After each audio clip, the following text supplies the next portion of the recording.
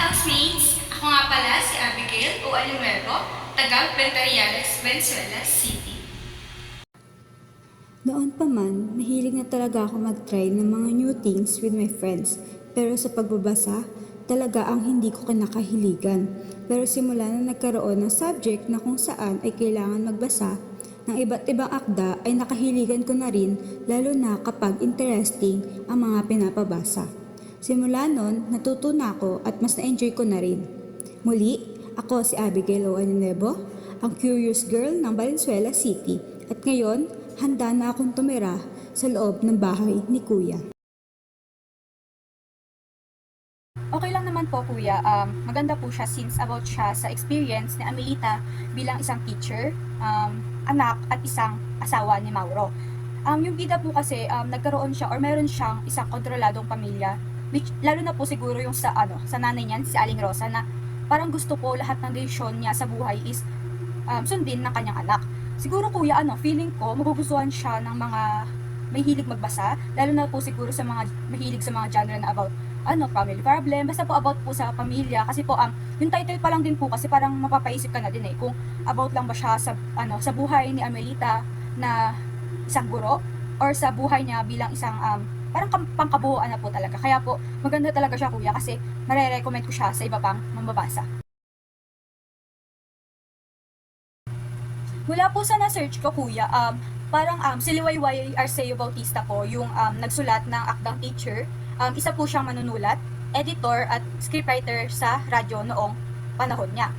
Mula rin po sa nahagilap ko kuya, sinulat niya yung Akdang Teacher noong 1950s, kung kailan po parang sobrang baba po nung tingin ng mga tao sa profession na bilang teacher. Kaya po siguro ang naisip ko, parang siguro sinulat ni Liwayway para bigyan ng hustisya siguro yung mga teachers noong panahon na yon, kasi po parang hindi po talaga sila nabibigyan ng halaga noong panahon na yon. Sa din po kasi sa kwento, may kita din po na parang ang baba ng tingin, pag teacher ka parang ay mababa sweldo niyan, wag kang gaganyan. Parang ganun din po kasi yung nangyari sa kay Amelita at Mauro, lalo na po siguro sa point of view po ng nanay ni Amelita.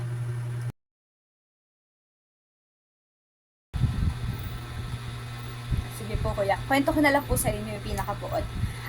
Yung kwento po ay about po ay Amelita, or ang akda po muna ay ang title is About Teacher.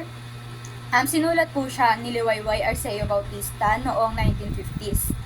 Si Amelita po, grabe po yung pinagdaanan niya. Si Amelita po yung isang guro sa maliit na sitio na may maliit din pong sahod. Si Amelita po kasi yung parang wala po siyang pake kung may maliit na sahod or kahit di po siya nakakuha ng respeto na dapat makuha niya, kasi po mahal na mahal niya po yung trabaho niya. Pero kuya, hindi po yun yung pinaka mahirap or yung problema na naranasan ni Amelita. Kasi po para po sa akin, yung problema na naranasan niya is yung nagkaroon siya or meron siyang nanay na si Aling Rosa, na kung saan po sobrang higpit at gusto lahat ng bagay is nakukuha niya or lahat ng desisyon isusundin ng anak niya, lalo na po siguro ni Amelita, kasi po si Amelita po yung bunsong anak at yung anak na natitira na lang pong nakatira sa kanilang bahay kasama si Mang Ambo. Si Mang Ambo naman po, siya po yung asawa ni Aling Rosa, pero po sa lahat po ng desisyon is wala po siyang magagawa, kasi po parang tinatabunan po lahat yon ng galit or pagsasalita ng masasama ni Aling Rosa. Nung una po talaga kuya, ayaw po talaga ni Aling Rosa na maging teacher or maging guro si Amelita. Kasi po sabi niya po, maliit yung sahod, walang patutunguhan, hindi aasenso sa buhay, lalo na po siguro kasi yung mga kapatid ni Amelita is nagkaroon ng asawa na doktor or naging doktor po sila. Kaya po parang sabi ni Aling Rosa na dapat parang sundin niya rin yung gusto or yung parang way na sinundan ng mga kapatid niya. Kaya kuya, parang nung nangyari na desisyon ni Amelita na gawin siyang guro or magguro siya, parang sabi niya na ang ginawa na lang na way ni Aling Rosa is parang ipakasal siya kay Osmundo. Si Osmundo po, kilala po siya dahil po galing siya sa isang marangyang buhay.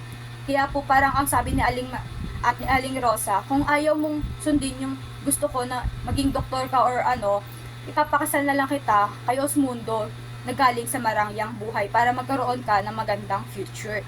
Pero kuya, hindi yun yung pangarap ni Amelita. Kasi po, ang gusto ni Amelita, siya nagdidesisyon sa buhay niya na wala pong kahit anong problema or desisyon na galing sa nanay niya. Kasi nga po, alam niya po talaga yung ugali ng kanyang nanay. Kaya po parang, nung gusto po siyang ipakasal kay Osmundo, is gumawa siya ng paraan para hindi po talaga matuloy yung plano ng nanay niya. Yung plano po na ginawa niya is pinakilala niya po yung nobyo niya na si Mauro po. Si Mauro po, isa din po siyang guro katulad ni Amelita. Dahil po doon sa pagpapakilala ni Amelita sa nobyo niya na isang guro din po, mas lalong nagalit si Aling Rosa nung malaman niya po yun. Kasi nga po, parang sabi ni Aling Rosa, kung pareho kayong teacher, anong future ang haharapin ninyo? Kaya kuya, parang mas tinuloy niya po talaga yung plano niya na ipakasal si Amelita kay Osmundo. Pero kahit po na may desisyon na yung nanay niya, mas pinili niya po talaga si Mauro, mas pinili niya yung tao na gusto niya talaga at sa gusto niyang makatuluyan sa habang buhay po. Kaya po, lalong po talagang nagalit si Aling Rosa. Pero po dumating po talaga sa point na parang lahat po talaga ng bagay is nakaplano na po, or yung sa kasal po nila, halos nakaplano na po talaga lahat. Parang si Amelita na lang po inaantay nila, is parang may bigla pong sinabi si Amelita na nagulat po talaga yung mag-asawa na si Mang Ambo at Aling Rosa. Kasi po sabi po ni Amelita na is parang naghahanda na po silang magpakasal po ni Mauro, at naghahanda na rin po sila kasi po magkakasupling na po sila dalawa ni Mauro. Doon po tuluyang sumabog ang galit ni Aling Rosa, para po kasi sa kanya parang kahihiyan, natanggihan yung isang marangyang pamilya para lang sa isang guro na wala pang future or parang may pinapaaral pang mga kapatid. Kaya po parang doon po mas nagalit siya at hindi niya na po talaga kinausap ng tuluyan si Amelita. Pero hindi po matras doon si Amelita, lalo na po parang doon na po nagkaroon ng way or nagkaroon ng plano si Mang Ambo na magpakasal sila ni Mauro kahit sa maliit pong venue lang po, or sa hindi po marangya katulad ng gustong mangyari ni Aling Rosa. Pagkatapos po nung magsama sila ni Mauro, is nagkaroon po sila or tumira po sila sa bahay ni Mauro kasama yung si Aling Lida at yung dalawa niya pong kapatid. Dahil po doon, parang mas nasihan or sumaya si Amelita kasi po naisip niya po na parang wala nang magsasabi sa kanya kung anong dapat gawin at alam niya na magdesisyon sa buhay niya. Doon na din po siguro nagkaroon po yan ng isa pang problema. Kasi nga po, nasabi na po na nagkaanak or magkakaroon na ng anak si Mauro at Amelita. Nung nanganak po si Amelita, hindi pa po talaga buo yung buwan na meron siya para manganak. Kaya po parang ang problema po doon is parang muntik na po mawala yung baby nila. Kasi nga po parang dahil po sa kulang sa buwan, is parang nanganganib din po yung bata. Lalo na po sa bahay lang po ni Ala Amelita, doon po lang po siya nanganak at nagkaroon ng supling. At matapos po yun, parang ang po kasi nun kuya, nung nanganak si Amelita is wala po si Mauro sa bahay nila para suportahan siya. Kasi po, meron pong tumawag kay Mauro na isa po atang head teachers ganun po sa baryo nila. Tapos po parang gustong gawin is papuntahin siya sa Maynila at doon siya bigyan ng trabaho bilang teacher para lumaki po yung sahod niya. Pero po parang hindi po naniwala si Mauro doon kasi nga po ayaw niya din pong mahiwalay kay Amelita. Lalo na po parang isa po yun sa plano pala ni Osmundo para maghiwalay si Mauro at Amelita. Pero hindi po talaga nangyari yung lahat ng plano ni Mauro or ni Osmundo rather po. Kasi po hindi po nagtiwala si Mauro kasi nga po ayaw niya din po talagang iwan yung pamilya niya, lalo na po si Amelita, lalo na po may supling na silang dalawa. Sa dulo kuya, lahat ng pinagdaanan nila, sa isang bagay lang po nagligtas sa kanila is yung tiwala po nila sa isa't isa. Na parang kahit gaano kabigat yung laban, kung kahit gaano kasakit, kahit ilang beses silang pinilit pasukuin, nanatili po sila sa isa't isa, mas matatag at mas masaya po sila ngayon. Tapos po si Amelita kuya, hindi lang po siya isang guro o asawa. Isa siyang halimbawa ng matapang, mapagmahal at mapananampalataya sa sariling pangarap at sa kanyang pamilya po kuya.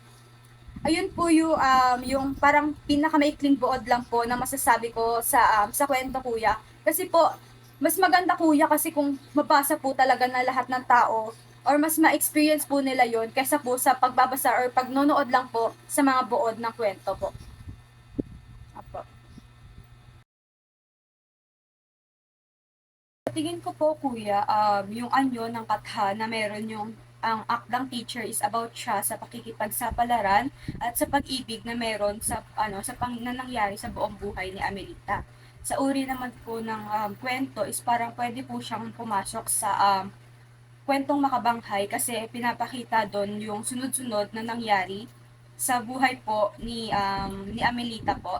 Kung naman po sa elemento po ng nobela or ng kwento, yung mga tauhan po or yung mga halagang tauhan sa kwento is of course po si Amelita, si Mauro, si Osmundo, yung nanay niya, tatay niya na si Aling Rosa at Mang Ambo, at yung nanay po ni Mauro na si Aling Lida. Sa siguro po sa tunggalian po, parang naiisip ko pwede po siya kasing laban ang tao laban sa tao kasi po pinakita doon yung pakikipaglaban ni Amelita para makamit niya yung gusto niyang mangyari sa buhay niya na hindi siya kinokontrolado ng nanay niya po na si Aling Rosa. Sa tagpuan naman po, pwede po siya sa yung sitio nila or yung probinsya nila na hindi rin po kasi nabanggit yung pangalan ng sitio nila. Kaya po, parang ayun na po. Tapos, isama na lang din po siguro yung Maynila po na kung saan pinatawag si Mauro ng tiyuhin ni Osmundo para bigyan ng trabaho doon na maging teacher sa Maynila. Sa technique na naman po, parang nakikita ko po kasi na gumamit sila ng makatotohanan ng pangyayari or yung mga nangyayari po talaga sa buhay ng isang tao.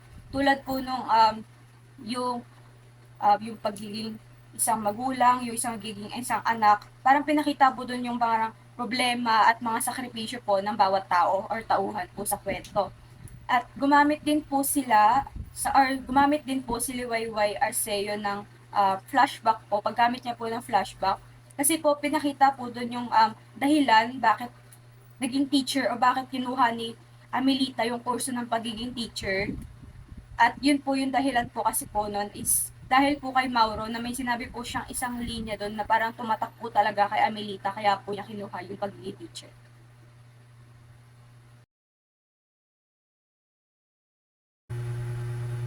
Kuya, sa totoo lang, ramdam talaga sa akdang teacher yung hirap, tapos yung mababang tingin na meron sila or natatanggap nila sa panahon na yun. Kasi kuya, grabe yung pakiramdam nila na parang kahit anong gawin nila or kahit anong sabihin nila, sasabihin lang sa kanila ng mga tao na parang teacher ka lang naman.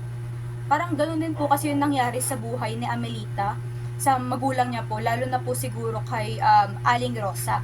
Dito din po kasi makikita kuya yung parang hindi lang siya personal na karanasan yung tinatalakay sa kwento. Parang pinapakita dito yung impluwensya ng lipunan, kultura at yung kung ano yung nakagisnan ng mga tao noon sa mga sa pag-iisip or sa kung ano yung mga parang feeling nila tama para sa isip nila or sa mga nararanasan po talaga nila sa lipunan.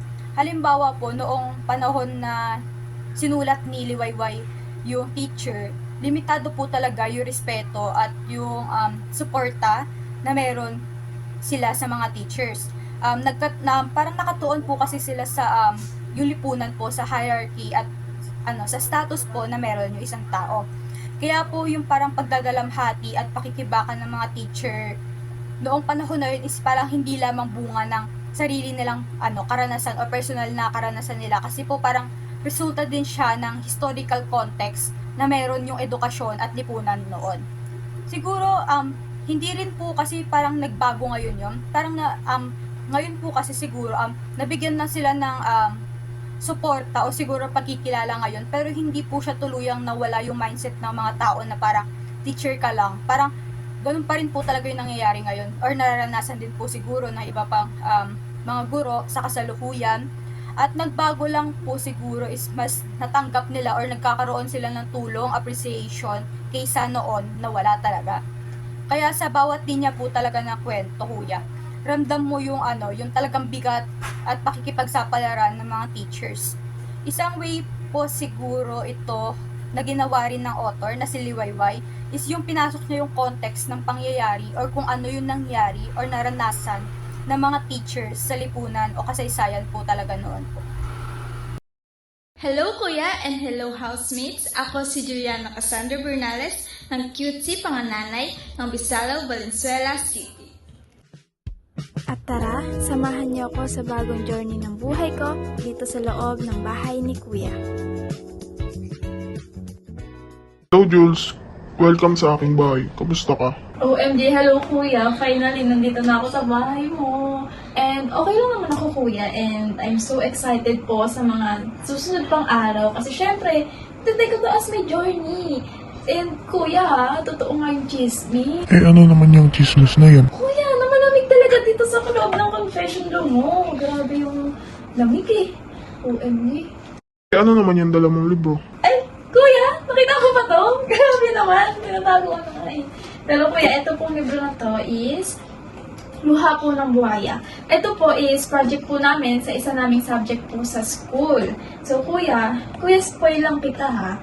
So ito pong kwento na to is about po siya sa tension po ng mga mahihirap, yung mga magsasaka po, and doon po sa pamilyang grande. So syempre po Kuya, di ba kapag mga ganyang kwento, common na po yan eh. Yung may inaapi po, yung may mga minamaliit, yung wala silang karapatan.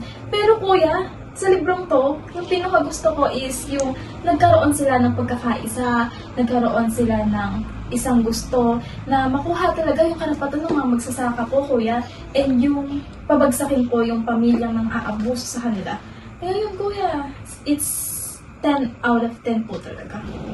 Sino ba ang sumulat niyan? Pakilala mo naman. Sige Kuya, papakilala ko sa'yo. So, ang sumulat po ng librong ito ay si Amado V. Hernandez. Kuya, alam mo ba na siya ay isang LMP? So, leader manggagawa, Kuya, check. Manunulat at makata, Kuya, check na check. At syempre, pambansang alagad ng sining, Kuya, check na check yan. And Kuya, alam mo ba, na si Amado V. Hernandez ay nakulong dati. Dahil nga siya ay isang leader ng isang kilusan doon sa May Luzon. And Kuya, alam mo na kahit nakulong si Amado V. Hernandez, hindi po yun naging hadlang sa kanya para tumigil sa pagsusulat. Kasi po, nung nandun po siya sa loob ng kulungan, doon niya po naisulat ang dalawa niya pong akta at isa na po doon yung Luha ng Buhaya. So Kuya, syempre, as leader manggagawa po siya, mas nakikita niya po yung na nangyayari sa isang lipunan at kung ano ba yung mga sitwasyon po ng mga manggagawa. Kuya, yun. Mukhang maganda naman yung librong hawak mo, Jules. Pwede ka pang magbahagi ng ilang impormasyon tungkol sa akdang yan? Sige Kuya. Sasabihin ko sa'yo yung mga elemento ng nobelang ito. So Kuya, sa tauhan Kuya muna. So, yung mga tauhan doon, isa na doon si Bandong. Si Bandong po ay isa pong guro na hinirang bilang isang punong guro sa Sampilong. Isa rin po siya sa mga dahilan kung bakit namulat po yung mga magsasaka doon sa Sampilong po. Siyempre, nalaman po nila yung mga karapatan nila. And pangalawa Kuya, ito na Kuya, yung pamilyang grande o yung mayamang mag-asawang na sina Don Severo at saka si Doña Leona. So Kuya, sila po kasi yung mapang-abuso tsaka mapang-api doon sa kwento po. And most of the time naman po, si Doña Leona yung mas kinatatakutan ng mga magsasaka doon sa Sampilong. Kasi Kuya iba talaga yung ugali ni Doña Leona. So siguro kaya siya yung mas kinatatakutan doon. And ayun po Kuya. So, pangatlo po Kuya, si Pina. Si Pina po yung babae na gusto ni Bandong at ni Dislao, Kuya. So, dalawa silang nag-aagawan kay Pina. So, haba ng hair. So, pang-apat Kuya, si Tasyo. So, si Tasyo po yung pinuno ng union or ng samahan ng mga magsasaka. Siya po yung isa sa mga matapang at naging boses po ng mga magsasaka doon sa Sampilong. So, sumunod po si Andres. So Kuya, si Andres, siya po yung parang naging plot twist ng kwentong to. Kasi si Andres po ay isang mahirap na nakatira po doon sa isang squatter. Nakasama niya po doon si Cedes, yung asawa niya, at saka kasama niya rin po doon yung mga anak niya. So Kuya, plot twist siya. So bakit siya naging plot twist? Kasi Kuya, siya po pala ay isang anak ng kabesa. Yung kabesa po na yon, siya po yung nagmamay-ari ng lupa dati. Yung lupa po dun sa Sampilong. Pero Kuya kasi, inangkin po yung lupang yun ng mga pamilyang grande. Hindi rin po kasi alam ni Andres, kaya ganun din po yung nangyari. Kaya, ayun, napunta po sa pamilyang grande yung lupain na yun. So, next po, si Kabesang Lesong. Siya po yung kabesa na tinutukoy ko, kuya. Siya po yung may-ari dati nung lupain. Siya po yung lolo ni Andres. So, syempre, kuya, last sa mga tauhan natin, si Dislao. Yan, di natin pwedeng kalimutan yan, kuya, kasi simbolismo din niya ng buhaya sa kwento. Kumbaga, maliit na buhaya pa lang siya. Kasi kuya, isa rin siyang mapang-abuso, tuso, at saka mayabang doon sa kwento. Kumbaga, siya rin po kasi naging dahilan kung bakit nagkaroon ng tension yung pamilyang Grande at saka yung mga magsasaka. Siya po yung nagsumbong sa pamilyang Grande about po doon sa pagkakaroon po ng samahan ng mga taga-Sampilong. And kuya, siya rin po yung muntik ng gumahasa kay Pina doon sa kwento. So, sa tagpuan po, kuya, syempre, ang tagpuan po natin ay sa Sampilong. And kuya po, sa tunggalian po ng kwentong to, syempre, tao laban po sa tao. Mga magsasaka laban po doon sa pamilyang Grande.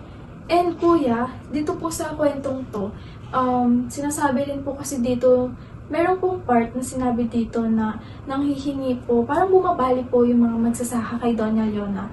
Tapos po, ayaw pong pagbigyan ni Doña Leona. So, yung mga magsasaka po kasi meron sila kanya-kanyang dahilan. Yung iba, pang binyag daw po ng anak niya. Yung iba, pang bayad ng utang, and so on, ganun po kuya. Pero ayaw bigyan ni Doña Leona. Kumbaga, sa halip po na bigyan ni Doña Leona, yung mga magsasaka, parang minaliit pa po yung mga magsasaka that time. Na nakita ko dito sa librong to, ay yung kadahilanan ni Doña Leona, kaya pala ayaw niya na mag-aral yung mga anak ng magsasaka, ay dahil natatakot siya na mamulat yung mga yun. Ayaw niya na magkaroon ng kaalaman yung mga batang yun. Kasi siguro once na magkaroon ng kaalaman yung mga batang yun, mas mamulat sila doon sa karapatan na meron sila, tapos kalabanin ng mga yun yung pamilya niya. Kaya parang hinayaan na lang na walang alam yung mga anak ng mga magsasakang yun. Pero dahil nga doon kay Bantong, kanila Tasyo, nagkaroon ng kamulatan yung mga magsasaka doon sa Sampilong about doon po sa kalayaan tsaka karapatan na meron pala sila. Ganun, kuya. Jules, dahil puno na ako ng kalaman tungkol sa nobela yung binahagi mo. Nakauna-una ang tas mo dito sa bahay ko. Ayun, tukuyin mo sa akda kung ano ang teoryang pampanitikan na biotika at bagong historisismo para mas maunawaan pa ng mga viewers natin ang nobelang sinasabi mo. Okay, kuya. Sige po. Sa semiotika po, I think yung pinaka-pangunahing symbol po natin dyan ay yung buhaya. So, yung buhaya po ay, hindi lang po kasi siya yung, yung karaniwan po talaga na uri po ng hayop, yung ganyan. Hindi na, parang, pag ganun po kasi, hindi na po natin maiisip talaga na isang hayop yun eh. Parang, kahit ngayon, kapag sinabi mong buhaya, iba na po talaga yung naiisip ng mga tao. Maaring tumutukoy yan sa isang tao. Yan, sa mga korap, ng mga politiko po. Pero po sa kwento, buhaya po is means po doon sa mapang-abuso at saka po doon sa mapang-api na pamilya. Kumbaga po, may sinabi din po kasi doon sa kwento na isang rason din po kung bakit luha ng buhaya. Kasi po, yung mga buhaya po pala ay totoong lumuluha. Kumbaga, ginagawa po nila yon para akitin or magpaawa po doon sa mga biktima nila. Which is, ganun din po sa kwento na ginagawa din po yun ng mag-asawang Grande para magpaawa or something, magbalat kayo para mas maging maganda sila doon sa paningin ng mga magsasaka sa Sampilong. And pangalawa po kuya ay yung mga palay. Yung palay po kasi syempre kabuhayan po yan ng mga taga-Sampilong, ng mga magsasaka po. And maaari din pong sumimbolo yun ng mga pag-asa po nila. And parang sinasabi rin po na kapag nawala po yung palay sa kanila, parang inagawa na rin po sila ng buhay po, kuya. And kuya, isa pa po is yung lupa. Yung lupa po na inangkin po ng mga Grande. Kasi po parang ano rin po siya parang sumisimbolo din po siya ng kapangyarihan tsaka yung pagkontrol. Kasi nga po kuya, inangkin po ng mga pamilyang Grande yung lupain na yun, kahit hindi naman sa kanila kuya. Kaya kahit ganun po yung nangyari, nasa kanila pa rin po yung control. Kasi nga po, mataas po yung tingin ng mga tao sa kanila. Kumbaga sila po kasi yung may mas makapangyarihan sa mga tao po doon sa sampilong, kuya. And last po, kuya, I think pwede rin po yung samahan. Kasi po, yung samahan po na nabuo ng mga taga-sampilong, nagre-reflect po yun as lakas po ng mga tao doon po sa lugar na yun. Lakas po ng pagkakaisa nila, pagtutulungan, and ayun po. And doon naman po sa kuya, sa bagong historisismo, siguro po kuya, una na po doon ay yung sumasalamin po sa feudalismo noong 1950s hanggang 1960s po, kuya. And, syempre, sinabi ko rin po kanina, di ba kuya, yung kinuwento ko about kay Hernandez na isa po siyang leader manggagawa and so on. So, batay po siya sa tunay na pakikibaka po ng mga magsasaka. Kasi nga po, di ba, nakita po ni Hernandez yung sitwasyon ng nangyayari po doon sa mga kapwa niya po manggagawa. Ayun po, kuya. Sa bagong historisismo naman, kuya, una na siguro dyan, kuya, yung sumasalamin sa feudalismo noong 1950s hanggang 1960s, kuya. And pangalawa, batay po siya sa tunay na pakikibaka ng mga magsasaka. Kasi diba, nakikita naman po natin or nabasa po dito na talagang gusto po magkaroon ng mga magsasaka ng karapatan po nila doon din sa lupa na yun. Kasi kuya, parang nagiging talaga sila inaapi talaga sila Kumbaga kasi kung titignan natin, kuya, malaki talaga dapat yung respeto natin sa mga magsasaka natin. Kasi sila yung nagiging rason kung bakit may mga nakakain tayo. And kuya, talagang yung pakikibaka ng mga magsasaka na to, hindi lang to nangyari dito sa kwento or hindi lang siya nangyari noong unang panahon, noong panahon ng feudalismo. Kasi kuya, makikita natin at nalalaman natin na itong pakikibaka ng mga magsasaka ay nangyayari pa rin talaga hanggang ngayon. And pangatlo, kuya, influensyado ng aktivistang si Hernandez po. And kuya, isa pa, ipinapakita po ang tunggalian ng mayaman at mahihirap na sinabi ko rin po kanina, yung tension po ng mga mahihirap at ng pamilyang grande. Kumbaga, nangyayari din to hanggang ngayon, kuya, hindi lang talaga siya pang kwento, pang mga pelikula. Kumbaga, nangyayari talaga siya sa totoong buhay. Yung Marxism, kung tawagin din natin, kuya, pasok na pasok din po sa teoryang Marxismo ang luha ng buhaya. Kasi nga po dito nakikita natin yung pagkakaroon ng mga baba at mataas na uri, kuya. So, yun lang naman po, kuya. Yun lang yung mga tungkol po dito sa luha ng buhaya. And I'm so happy, kuya, syempre, na share ko sa inyo yung kwento. And syempre, mapapanood din to ng mga viewers natin sa outside world. Salamat, Jules. Nakita natin na kahit gaano kalakas ang mga buhay sa lipunan, mas malakas pa rin ang taong nagtutulungan, lumalaban at nagmamahal sa kapwa. Tulad ng mga magsasaka sa sampilong. Ipinaalala sa atin na ang pagkakaisa ang tunay na sandata laban sa mga api.